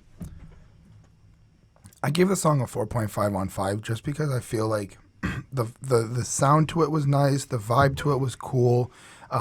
His message, I felt like it was just kind of something we already heard in terms of just like you're struggling with success, you're struggling on changing if you want to become that either like arrogant Hollywood asshole or the like, you know, your humble self that you already are now. Mm-hmm. I'm kind of on Bonnie with this one. There wasn't really much that stuck out to me. It just sounded very nice to listen to and was like, I wouldn't skip this if the album was playing. Like I would not skip this. I wouldn't even want to change it. I would let it vibe to it. 4.5. All right, well, get off my fucking dick. The best kept secret, even hoes try to keep it, then I leak the damn tape. Rest in peace, any nigga won't be sick. This is like the coolest song, one of the best songs on the album. Hands down. Hands down, one of the best songs on the album. Bonnie, why don't you rain on my parade? So it's G.O.M.D, so Get Off My Dick is what it stands for. I mean, the flow was very cool on this one. I enjoyed that. He's talking about how people try to copy him and use him. And again, it's the struggle of success. And how everybody kind of wants something from him. And people don't sing about love. And he's kind of like, well, why not? And he kind of wants to start doing that. But like this song didn't really like leave me with much. It didn't really connect for me. It was enjoyable to listen to, but there wasn't really, again, much else to it. It wasn't my favorite. I gave this a 3.5 on 5. It hurts me to hear those words. Chris, how do you feel? So in verse 1, I get that Cole is expressing how he feels that people think that he's starting to change and he's not able to deal with that. He seems to be in this like Hollywood mode where he's just king shit, and he's starting to realize that people like, or maybe he's starting to get talked to by people, and they're like, you need to kind of, what happened to you? What happened? Why do you think that? Hands up, everybody run! Cole outside. He said he got a gun. I feel Rap like he's industry, I'm coming. I'm packing heat. I got the bars. I took that as also like, I'm the best. I'm Mr. Cocky. I'm the best rapper, and maybe like playing on the fact that like, people like he's keeping that mentality when he goes home or whatnot. He could be still having that like type of. But based on what? Based on from what I understood from the song, because also like. How I also took like the whole where Jay-Z was holding his mixtape and he ended up leaking it because he was like, I'm gonna take that risk. People kind of feel like people don't believe in him a little bit. He's saying he's like so hot and so fire that like even Jay-Z can't hold him back because he can just do what he wants. Well, he leaked it. He went against Jay-Z's wishes. That requires some fire in your game, like to defy Jigga, man. Right. Also, still, I don't, because but like that isn't like they were doubting him. That's like Jay-Z under marketing. Because from what I also understand, nobody's debating the part where he's hot shit. I'm debating the part where anyone doubted him in this verse. It's not doubting him. It's people feel like he's changing into an arrogant person. Is what I'm saying. I never said anybody doubt. The only person I think who's feeling that is J.Cole himself in this verse. And I don't even think he's like, because it's like, he's kind of like, I'm going to tell you where I'm at now. I'm fucking owning it all. And that's the first verse. Right. There's nothing else. Like, what else is in the first verse that I'm saying is making you feel a certain way? Just the way he did it. Like, I just kind of got this sense that people feel like he's being somebody different and he's kind of just responding to them in sense of like, look, this is where I'm at. This is what I'm doing. I feel like he's trying to like just say like, I own it. Like I am this person now. Okay. This is the like, cause like keep in mind, this is like, go back to the very beginning. He's sitting up there. He's reflecting. He's telling us his story as he's going through these different experiences. So this is the part of the story where he's reflecting when the fame kicked in and he started living this certain life, And then he went into it. And in the second verse, he starts to tell the other half of the story. So in the first verse, it's all like crazy, like, this is what's up, man. Yo, I'm living that life that rappers are supposed to live, banging whatever. And then the second verse, he like, I want to know where I'm at. The second verse, tell me if I change, so when I go back home, I don't tell nobody. They get in temporary dough. Because that's on the second verse, not the first verse where he even talks about going back home. Where it's almost like he goes there and he like hides. And I don't know if that's going back to like his hometown or like he just goes back to his apartment in his solo loft or whatever. That's how I took it when he starts off the first verse and he's like a little bit like kind of crying to himself. And he's kind of like, I go home and I'm like broken. I don't know how to handle this. But like the gangsters don't want to hear this type of music. So he slips back into like the hard sense. Still, it's like an internalized self-reflection. I don't know about the other people. I feel like he got there and the person he wasn't there, so he went all in on the lifestyle. And then in the second verse, he kind of like flips it and he's like kind of pointing out shit like, here's what the gangsters don't talk about, how, you never have love in your life and you never get the girl and then you get the back rubs, and all this nice shit. But then, you start dreaming with your kids, then you have the hoes come through and etc. to kind of lead up to that point where he's like, and the reason for that, it's almost like maybe because nobody talks about love anymore. So this is all we hear about is this other life. And then we don't talk about love so that when we have love in our lives, we don't know how to express it. We don't know how to deal with it, to articulate it, etc. And then he kind of goes in with that chorus where it's like, but everyone's vibing to that Lil Jon song. So, to the window, to the wall, and then everyone's all, then he kind of rails out on some of the tropes of hip hop. Ride when I call, got bitches or whatever. Get off my dick is like a standard statement that somebody would say if you're like challenging them. Like you could say, hold it, stop riding my dick. And it would probably be accurate in many moments on this podcast. And you could say, get off my dick, like J.Cole. And I then the end of it, is him kind of being like, well, Like 'cause- questioning. but it's the makeup, and then he's saying to like kind of like restore everything, maybe like recognizing that these are all stereotypes that were generated by white people in these neighborhoods, and we need to kind of live a little bit differently. So it's kind of a criticism on the rapper lifestyle and how it's actually detrimental. It's not an honest depiction. It was invented by white folk, etc. And I mean, yeah, I don't know if anyone was really doubting J. Cole, but definitely if it's a matter of social fitting in, he definitely played a certain life up until he didn't, you know? I get it's a 5. I give it a 4.5. It's a great song. I don't know why Bonnie gave it such a low grade. It actually did make me sad. But that's okay, because there were no role models. True. Celebrity, before I started calling bitches so heavily. Back when you could get a platinum plat without no. Bonnie, are you going to be a Debbie Downer on this one again? Maybe you should start it. Okay, so that Bonnie can change her mind. Well, first things first, we should say rest in peace to Uncle Phil, because the actor who played him died, and it's worth pointing out, and this has been explained to me by a few black people, that in a broken home type environment, where you're looking for parental role models and stuff, as far as Black America goes, Uncle Phil was the fucking dad.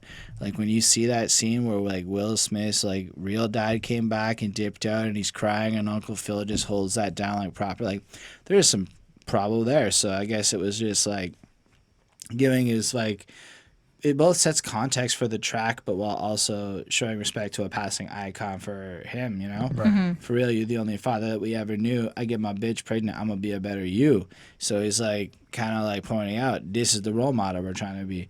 Prophecies that he made back in the Ville, fulfilled, he's now famous. Listen, even back when we broke my team ill, Martin Luther King would have been on Dreamville, talk to her. So like, you know, like he's kind of saying he's got the right message. He's about the right type of thing. And then I love it. One time for my LA sisters, one time for my LA hoes. Lame folk can't tell the difference. One time for a, who knows, don't save her. She don't want to be saved. I think this is kind of respecting women who are, it's basically saying women can do what the fuck they want. And if you see this girl in the club dancing for dollars or whatever, and you come in there with your hero complex, like, she don't want to be saved. She's there because she wants to be there. Like, she doesn't need you to, like, come in and play this hero role. Like, you don't need to be that person. Let them make the choices in their life. Don't pass your condescension in. Like, it's kind of arrogant to walk in and be like, well, I'm going to save her from her shitty circumstances. Like, who the fuck are you, you know? And I fucking thought that was one of the deepest fucking things on this album. So then no role models. I'm here right now. No role models to speak of. Searching through my memory, I couldn't find one. Last night I was getting my feet rubbed. So like, you gotta understand, now he's famous, whatever, and he has no role models for this thing. And then he's got like these girls going on, you know, and he just kind of describes how like he bangs this girl and he came as fast as 911 in white neighborhoods, and he ain't got no shame about it. Yeah. And that line's awesome because of the double entendre of the part where he ain't got no shame for coming fast, because if it's good, you're going to come fast sometimes. It's just real shit. And then the other side of it is he ain't got shame calling out how the police are so fucking racist that, like, when a white neighborhood has an issue, they show up real quick, like when he came fast that one time. And then I like when he's like, you know, nah, I was the same without it. You know, so she's kind of like, then like the girls are kind of at this point criticizing him and how his celebrity and his fame have unlocked all these doors. And at first he gets defensive, and then he started thinking back to it. Before he was a B-list celebrity, before he called bitches so heavily, back when you could get a platinum plaque without no melody, you wasn't sweating me. You know, like, so back in the day, back when he was respectful towards women, back when all of these other things were different, but because he's a fame, he now treats women like objects, and he's turned into this thing where maybe he's not so proud of. And then he goes into the next verse. I want a real love, dark skin, Aunt Viv love, more of that Jada and Will love. Like the Smiths are really big icons is something I learned. And it makes sense, you know, like they're really admirable people just all around. I'm inspired by Will and Jada personally. They'll leave a toothbrush at your crib, love. You ain't gotta wonder if that's your kid, love. I mean, that's a deep line. Like, it must be such a fucked up situation to have to wonder if that girl loves you enough to not, like, cheat and that kid's whatever. And then he doesn't want, like, people that are out of touch with reality hoes. He, you know, out in Hollywood, bringing back 5 or 6 hoes, fucking them and kick him to the dough. You know how it goes. She deserved that. She a bird. It's a bird trap. And so here it's like he wants this love, but when it really comes down to it, they go out and they meet all these hoes and they fuck them, and then she, like, strips down. He gives her a shirt, but before she leaves, he's going to need his shirt back because you know how it goes. It's my favorite line. It's fucking awesome. It's not even my favorite line. It's one of my favorite lines. And, like, you really just get this sense of, like, the conflict inside of him. Like, the girls coming through like this, well, they only want him because he's a rapper, so we can treat them like that, but deep down inside, he really wants more. And then George shows up and does the most embarrassing shit where he fucks up his fool me once, shame on you, whatever. Good old George. And then we have the greatest lyrics that I heard that year, maybe. Fool me one time, shame on you. Fool me twice, can't put the blame on you. Fool me 3 times, fuck the peace sign. Load the chopper, let it rain on you. And that really does take George Bush's comment and really takes it to the next level. And I really love it.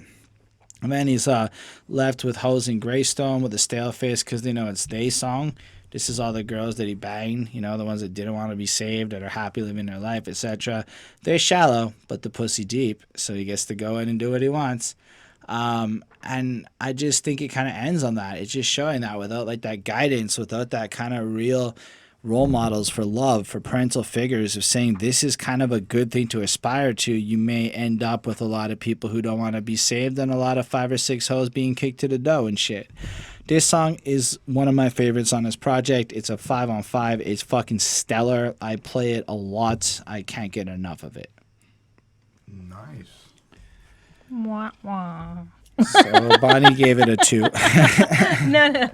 I mean, yeah, you basically covered it. But you're just talking about the types of girls in Hollywood and how some of them are a little bit shallow. What? And his inner conflict. Yes, of course, the usual. The George W. Bush quote made me laugh, and it was all really relevant and was tied in very well, exactly like you said. Yeah, I mean, this song was fine. Again, this one didn't stand out for me. Maybe I was getting, like, a bit bored at the end of this. I don't know. But I gave it a 3.75 on 5. My bad. And you gave it a bad mark, too? 4.5 is not a bad mark. Nope. It's an acceptable mark. It's an acceptable mark. Thank you. It fooled me once. I do. Fool me, you can't fool me again. Don't get fooled again. Yep. Nobody will try to. It's old saying in Tennessee. I know it's in Texas, probably in Tennessee. And you? I gave the song a 4.5. You said that part. I do like how he's commenting on, like, some of these guys who think they're playing heroes. I absolutely kind of agree. Like, if the person is not willing to want to be saved or whatnot, just let that person be, whether a guy or a girl. I do understand that this song is more directly towards, like, the women in this context, but I think that overall, like, if somebody is doing what they're doing and they're happy doing it, you should just, you know, let them do it and focus on yourself and do what you got to do. Eventually you'll fulfill your need to be that hero for either somebody else, or, you know, you'll meet someone that will happen. And I think that I like how they gave the shout out to James Avery. I like how That's his name. Yes. I like it's interesting to see how influential the Smiths are, actually. I like them. I've always followed Will Smith. I always like a lot of his movies. I go see them because he's in them, but I never really actually knew he was, like, really that influential. You should go look up his marriage, bro, on the story. I should. And the impact of the Fresh Prince of Bel-Air on the culture. I should. I've watched Fresh Prince, but the, like, impact of it on the culture. Absolutely. It's a separate thing. It is. Overall, the song is a really good song. All right. Hi. Hello. Hey, you. Look, that shit seems so sad when you look. That shit seems so sad when you look. That shit seems so sad when you look. That shit. this is the crunkest fucking flyest fucking beat at this moment. Like it was so nice to hear. I don't know if any of those words were apt, but I enjoyed that. Like do do do do do do do do do do do, and then it got like the clappiness going on. Don't make fun of me too hard for that, please. But like, yeah, it's just so fucking bumping and shit. I mean, I don't know if somebody else wants to go first because otherwise I'll talk for like 8 straight minutes. Okay. So here, I do enjoy the beat. It's really up. It's really intense. It's really just like vibey and boppy. I feel like Cole is having a moment about his past. He's kind of thinking about this girl he used to date, used to kind of chill with, and you know, he maybe had a moment of thinking about her. But I feel like he's contextualizing the fact that when you've moved on from a situation, you have to continue moving on. Don't try to go back. Don't try to rekindle whatever it is. It was in the past. It ended for a reason. I like when he went, and I thought about you today. I thought about the things you used to say, and I thought about the things we did, and I thought about your newest kid, and damn, that makes 2 now. Oh, what do I do now? And it's like he's kind of there. Like I feel like he's like, oh, I want to hit her up, but I don't want to deal with. Hit her up. I think he like called her up. Like he's called up his little ex because I think she like hangs up. You can almost hear her hanging up on him. There's a girl somewhere. There's a girl voice somewhere in this song. Well, like this track is like him calling up. Like right. I do get that he's calling her up, but I feel like in this. Yeah, there's a little like I feel like there's an audible ad lib of her like hanging up at a certain point. Okay. Near the end of the verse. Think of Adele's "Hello." Yeah, and it's like I thought about the games we used to play. I always knew that we would be together, but I don't want to wait forever. And then. Shit, and then right before he goes, shit seems so sad when you look back. Somewhere around that part, like you can hear it's almost like she hangs up. Like this whole first verse is like him kind of like, hey, oh, and I heard about your kid. And you guys that the next thing, and wasn't life so much better back when I was with you? And I'm a big dum dum and moved on and blah blah blah, and you know. And then she hangs up, and then shit seems so bad when you look back. Shit seems so sad when you look back, and she's so fucking fire. And then, yeah, verse 2, he's kind of more honest about, like, how it's a rebound and how it's, like, that's more where he's, like, you know, reflection brings regrets, don't it? Rejection makes you defensive, so you protect your pride with your reflexes, but life is a game, so no reset on the end. And it's almost like he's kind of describing that because, like, he can't have that girl, he's not going into full out there bang whoever kind of, you know, autopilot mode, which you do when you break up. It's a supernatural cycle. And it ain't no looking back, no. So someone's like, you can't handle it anymore, so you just look forward or whatnot. I mean, even if it's healthy or not, this song's fucking fire, man. That beat is great. That fucking fast-paced verses, the way he like hits that the chorus. The flow is good. The context is interesting. 5 on 5. It's a really cool song because it could have been like this dreary-ass fucking Beatles track type bullshit in the way that it started off. And then it turned into like this upbeat, really because this album has a momentum, right? And for me, like, it took so long to get started. And now it's just been like this crazy, fast, intense, like awesome flow of great energy and compelling like storytelling through his rhymes here. Right. And I feel like having taken such a drab and like played out song style, like the subject matter, I mean, and added this like fun, bouncy element where it's almost like a celebration of getting over and, you know, expressing it. So good. And it's so well placed because after it's almost like it's justifying what got him into the girls in the last song and whatnot and his lifestyle. It's just too good. It's too good. This one was a sleeper for me. This was like the only song when it came back to this album I was slapping myself for having not been listening to this whole time. Anyway. Well, I mean, that's fine. I don't agree with you. No, but I mean, there's really not much else. I mean, he's just talking about this girl from his past. She's got kids. He doesn't. You know, he's kind of like he doesn't have a home. He doesn't. You know, he doesn't necessarily have like a roots. I guess he travels around a lot and does whatever he does, and he's always somewhere else. So maybe he doesn't feel like he has like a core base. You know, he has his homes, but he doesn't have or he has his houses. He doesn't have a home. Necessarily, because he doesn't have anybody to, fill it. I think that's kind of what he's saying. He's kind of missing out on that and kind of reminiscing, but he's also, having to move on because you can't look back and, you have to keep looking forward, keep moving forward. I mean, it was good. I gave it a 4 on 5. Did you give a grade? I gave it a 4 on 5. Oh, you guys left me hanging. But I agree with Bonnie as well. I feel like he's making this kind of like, he's kind of showing us like, yeah, I got money, fame, and all this, but I messed out on like a family life in a sense, Yeah, right? I mean, and you know, obviously, like I think that's an issue too. Again, he's dealing with his success, but Right. he's made the choice to be this great Right. person and get the message out to everybody. But It does explain the climax of this album a little more. It fits right in. Nice. I do like how he also and you also mentioned Holden through there seems to be like an audio click, kind of like the girl rejects him from trying to come back. I also like how he gave that side and not kind of did what some other music I've heard, kind of acts like they're king shit, like they're better, like you're gonna take me back type way. Like I like how he gave that opportunity, like she's not taking me back. This is part of why I'm reflecting and thinking about what's going on. King shit always makes me picture a big pile of poop with a crown on it. I don't know if it's a good thing. I know what you're saying, but I just had to throw it out there on the wax, as the kids say. Do kids say that? I think it's the old people that say that. Still, king shit. Apparently. Another day, another rhyme, ho. Another day, another time zone. Today I woke up feeling horny, so it's only right. UrbanDictionary.com defines king shit as it means you are the end, the end all and be all of everything. I am king shit of fuck mountain, according to Mr. Show. King so over shit, this. someone who thinks they are more important than they are, someone whose attitude changed after something good or even bad happened. Oh, now he thinks he's king shit. This is a fucking thing. Chris was right. Are you serious? To Wait, be Of course. plenty of steps above all the pettiness and little stuff that can hold you down in life. I think this is a contradiction to the other one. Yeah. Things that a well-known, well-reputed, and respected man does on a daily basis because he can't settle for no less than his life is cutting to be on the cutting edge of all things important in the hood. Yo, I'm about strictly king shit all day. Everybody, you mean? That's how bosses do. Okay, I'm done with this. yo, Oh boy. what up? Oh boy. So that was our...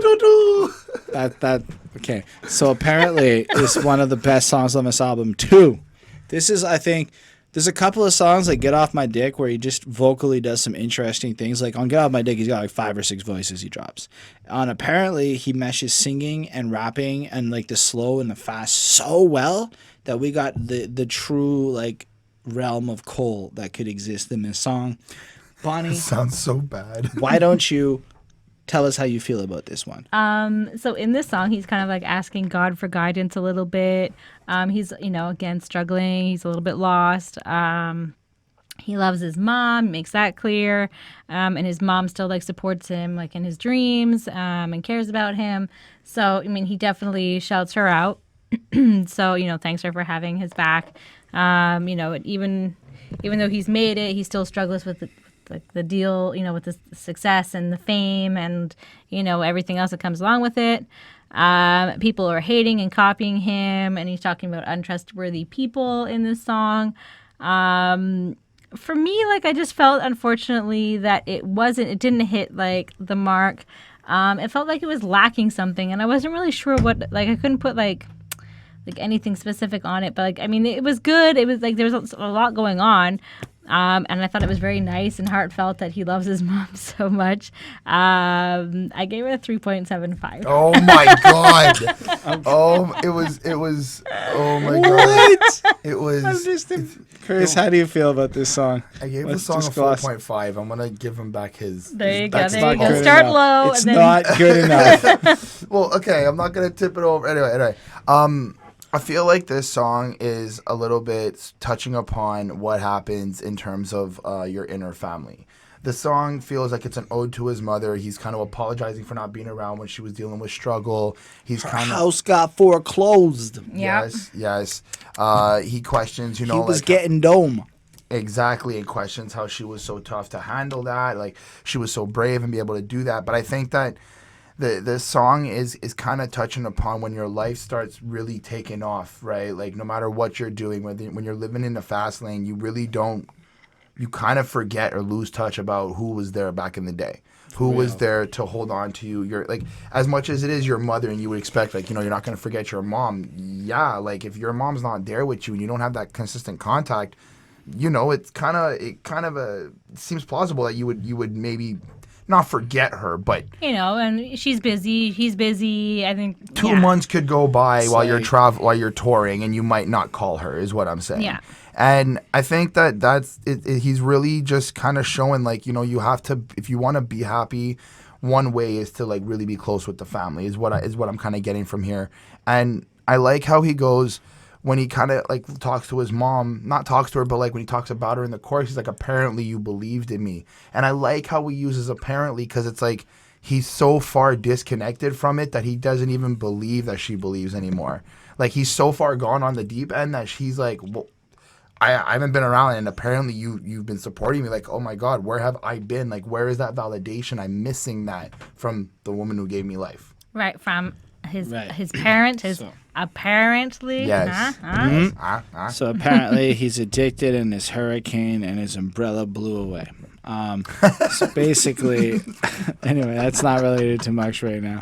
Right. So this song is really Actually, it fucking will be when this interesting. drops. This is my canvas. I'm gonna paint it how I paint it. So he's sitting there and he likes to write alone, and he gets lost in his mind. He thinks back to his mom and his childhood home, and then he thinks back to how, like Chris was saying, he was so caught up in his life and shit that he wasn't actually there to deal with his like mom to like help her with that situation.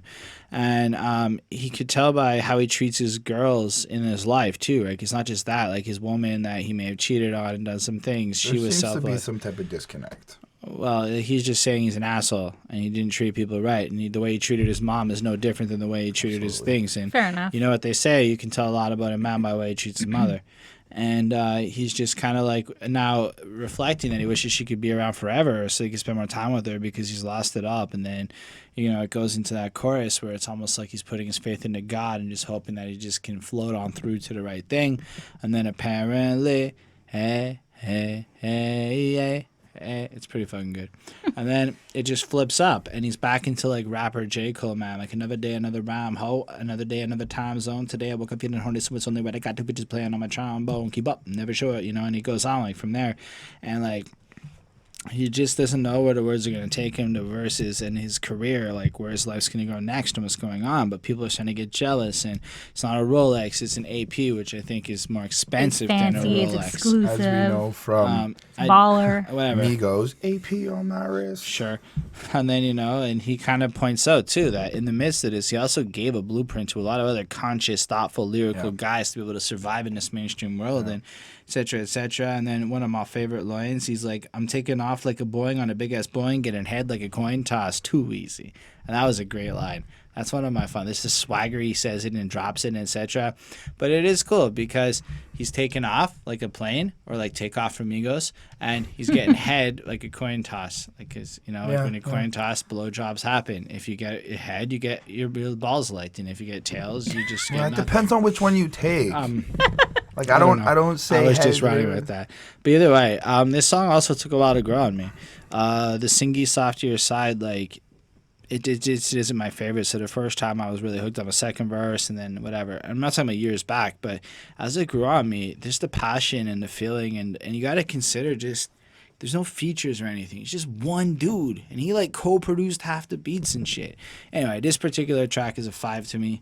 It's beautiful. It's amazing. It's not just the love for his mother. It's just kind of how this lifestyle overwhelms him to the point of not being connected to your family. And it's something I relate to a lot at 30, who I work all the fucking time, and I don't see my fucking family.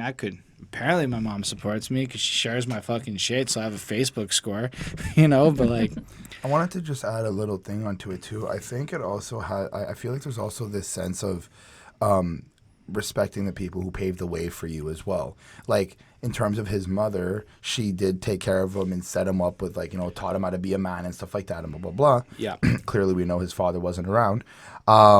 As well, when he it kind of ties into when he's paving the way for the other new rappers, he kind of says it like, I expect you guys to give me my credit. Like I expect you guys to shout me out and be like, if it wasn't for J. Cole, blah, blah, blah. Well, And I don't know if it's so arrogant. I think it's more just I'm like, don't not trying to forget make him, But I'm not trying to make it arrogant. I'm trying to make it like we're like don't lose touch with the ones you look up to in a sense. Like don't lose touch with who was there to help you out or like who inspired you in such a way. Like don't try to, You know what I mean? Like, even if you want to think about nowadays, like, a lot of the new rappers are like, no, we did this on our own and stuff, not even paying credit to the legendary heads who have been doing it, you know, who paved their way.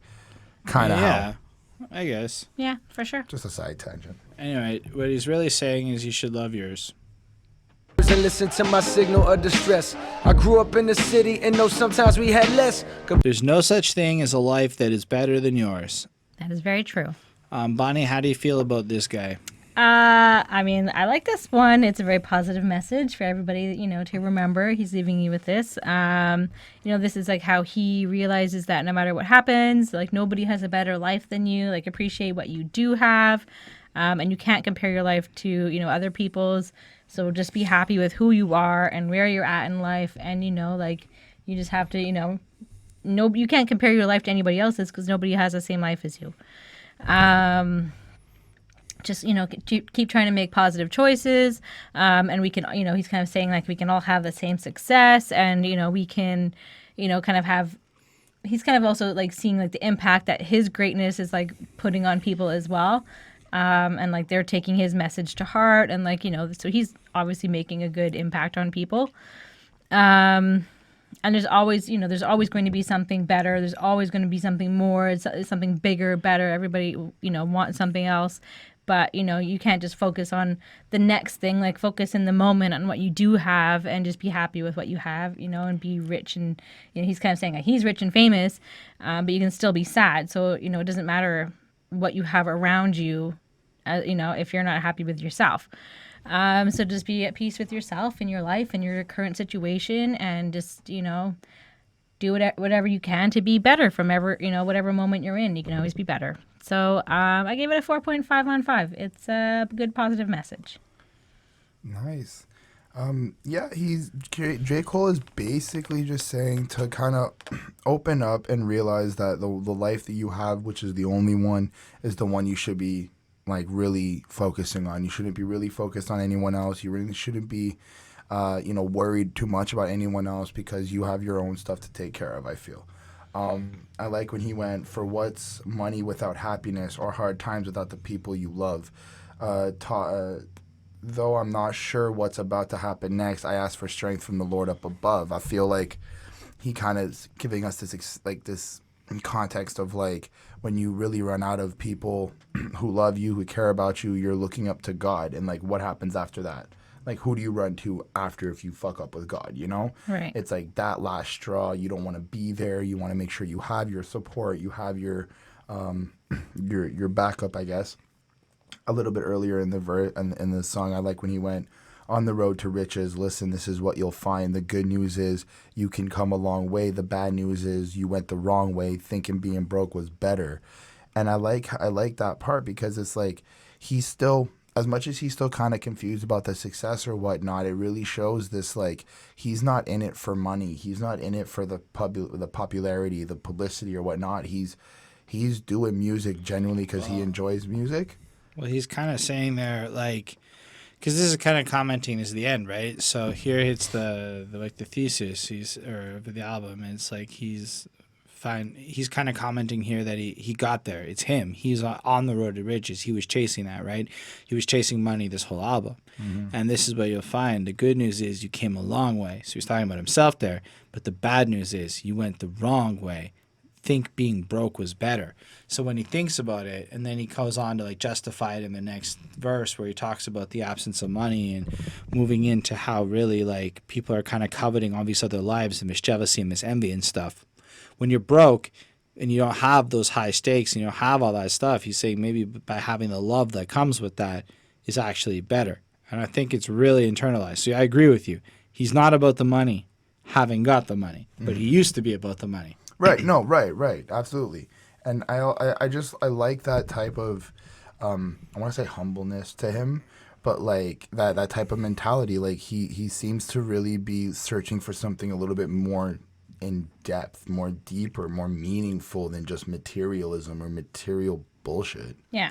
Yeah, and I think the crux of this whole album is that you ain't never gonna be happy till you love yours, as in your life and where you're at with. So you can get all of these things, but if you're not able to find satisfaction in your current circumstances, you'll be unable to appreciate all of the dope ass shit that comes, because you'll get a bad bitch and there'll be a bad bitch out there. You'll get a hot car and then a new car will come out. You can't actually wear the hottest clothes for more than a day before there's the new hottest clothes. And so he's just kind of putting out this, like, you have to love you and who you are and what you represent more than all of this other shit that may have distracted him for like the rest of this album. Yep. And I think that's also kind of what he's kind of going back to. You know, he's saying like, you know, I fucked up a little bit. You know, like I was living like, you know, like we were saying, lavishly, and he was, you know, living in spoils, and he wasn't, you know, calling his mom and whatever else. So he obviously just drifted off, and, you know, which is fair. I feel like, you know, he's like new rich. Like, of course you're gonna like live it up. Voila. But you know, you have to like eventually come back to earth, and you know, like, you know, you'll Come back, little one. yeah, you know, be a little bit more humble. Realize, you know, you had your moment, and Which is, honestly, I think it's part of why Cole popped the way he did with this project, is because with the world of Kanye's and egos and everyone else, you just don't get this humility. I don't even think Kendrick brings this kind of humility to it, like this level of self-awareness. Then Cole is one of the few that can pull that off. Anyway, did you give a grade? I gave it a 4. Okay, let's talk about the last one. Note to self. As we speak, the last sample just cleared. Thank you to whoever in Japan. Just cleared. All right, so this starts off with this super duper interesting piano bit, and then it kind of goes in, and wherever we go and whatever we do and whatever we see and whoever we be, it don't matter. I don't mind because you don't matter. I don't mind because I don't matter, and don't shit matter. You'll see in the end. Love is important. Love is what holds us together. That takes about 2-3 minutes. It's really beautiful. It's really serene. And then J. Cole lets you know the credits are starting. And then if you don't like the credits, get the fuck out. Because for 10 minutes, he just this is 14 minutes, 35 seconds. He shouts out everybody. He shouts out a bunch of people. Noteworthy stuff is not everybody he mentions on the team. It was when he starts like shouting out Dale Earnhardt Jr. and like fucking Owen Wilson as jokes at the end, and he just lied or whatever, and then culminates as like Jonah Hill. Yeah, Jonah Hill. Owen Wilson. It's like, I don't know these guys. I'm just saying some shit, you know. It's like Jonah Hill. That shit you told me in that elevator that one time. It was so life changing. Like he's just like whatever, and then he's like, it's all about love and it's amazing. And I would say this is one of the better 13-minute credit tracks. I liked it a lot more than Kanye's version, and I liked it a lot more than Mace's long-ass parody outro.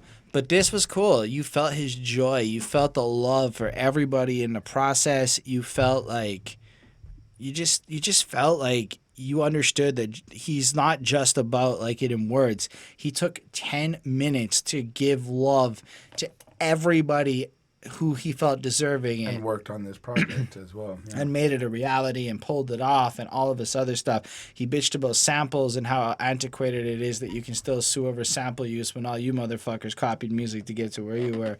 Blah, blah, blah. Yep. 10-minute rant on top of a 3-minute little song thing. It's pretty cool. Like, it's not my favorite. I'm going to say that. It is an experience that I think is worth. It's the perfect way for this album to end. I give it a 4.25, and I probably won't listen to it a whole lot of my life because it's fucking long and it's just credits. But let's say this album came on, I don't know that I would either turn it off early because the way he gives us credits, you just kind of want to hear what he's going to get excited about next. Yeah. I mean, I really enjoyed this. It was, you know, like you said, it was the credits. You know, he talks about Dreamville, which is his own production company, and he shouts at everyone that helped him and everybody that believed in him. His company only puts out classic albums, you know, which is great because we're going to be reviewing them.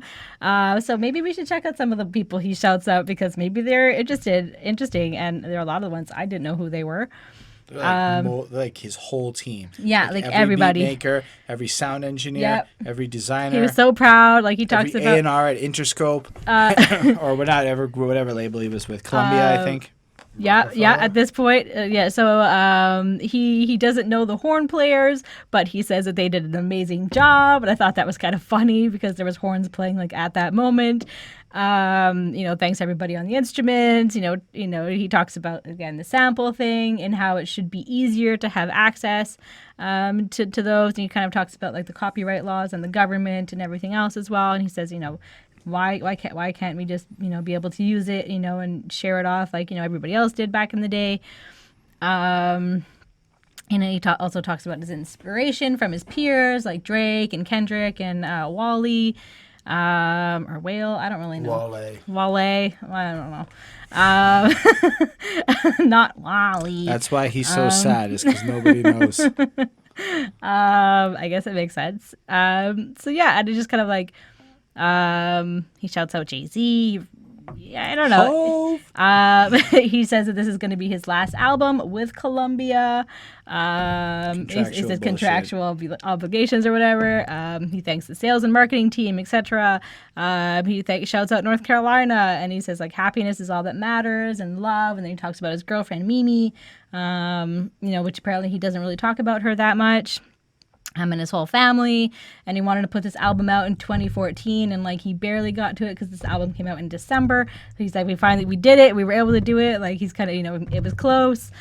So he's just kind of like goofy and talking about like everything and everybody, and he's just proud of whoever, anybody that listened to it all the way through. He's kind of laughing and enjoying it, and whatever. I mean, it was fun. It was honest. It was grateful. He shouts at everybody that helped him out with his success. He's giving love back. It was very nice. I mean, I don't know if I would listen to it all the time, but it was heartfelt and funny and honest, and I gave it a 4 on 5. And Chris? I gave it a 4 on 5. It was a very long shout out to everybody on the team. Yeah. I appreciate what he did. I know why he did it. It sucks, I guess, that you're getting cut from Columbia. I'm not sure. I guess Hold on. That is your takeaway from this. It's because I really just don't care about credits. Okay, let's move on. Like, let's just go on. That was like one of the least relevant things in the entire song to focus in on. That is it. It's so okay. Chris doesn't actually appreciate it. Like the way J.Cole lied, no, Chris lied. I appreciate what he did to shout out everybody. I just don't care. So 4. 4. Thank you, Chris. 4. So this album is done, and I give it a 4.56. It's a fucking classic to me. I think that it starts off slow. Like, I really don't like the first few songs as much as I love the rest of this album. But once it picks up, it's got some momentum. It comes in strong. It kind of chronicles J. Cole's ventures into fame and his epiphany that love is the answer to everything. Yep. So the material wealth didn't satisfy him, but he does it in a way where he talks about hip-hop culture and society and influences topic by topic in a lot better way than he did on, let's say, a K.O.D., which is another relevant way or whatever. He kind of did the same thing there, but it was more personal on Forest Hills, which I think really makes it so tangible because it's also about him, whereas K.O.D. is not also about him, so it kind of felt detached and a bit weird. So yeah, this song is a masterpiece, and the fact that it's just him, like he sings, he does it all. Like, you just got to understand how fucking dope that accomplishment really is. Like, not many people can pull that shit off is what I'm trying to say. So, yeah, that's what I thought about that. Yeah, I mean, overall, I gave the album a 4.25 on 5. So, for me, that's a classic. It's 85% for those who like to know that. Yeah, I mean, I thought it was good. There was a good use of, like, instruments, like, a lot of feelings. I mean, there was a similar theme for like a lot of it. I know it was about his like struggle with success and like in different ways and different places and different songs about it, and about him kind of looking back, and it all makes sense because I mean when you look at like the album cover with the way he's kind of sitting on like the roof of like his like home that he grew up in, the shot is taken from below, and so you're seeing him from below, like he's like this Cole the God or whatever, like he's called himself, whatever. So you're seeing him from below, looking up at him, like he's something to look up at, and he's in the sky almost, but he's kind of looking, melancholy a little bit, and a little bit like thoughtful and sad and whatever. So I think that kind of like translates throughout this entire album, and I think that we see that, and we see that there's a lot of growth and a lot to think about for him, and like what he's gonna do in the future. So I thought it was pretty cool. So in the next album, it was a story about a friend, and the album after was a criticism of how kids do drugs. Your turn. I give the album a 4.4. I really enjoyed it. I like the production throughout the album. I like what he has to say. I like the fact that it's a concept. I like how he kind of lets us dive into his thoughts and his mind on certain aspects and how he's kind of struggling. It was really just very honest and at some points raw too. Very cool. So thank y'all for watching. Appreciate you being here with us. I hope y'all enjoy the J. Cole album and our review.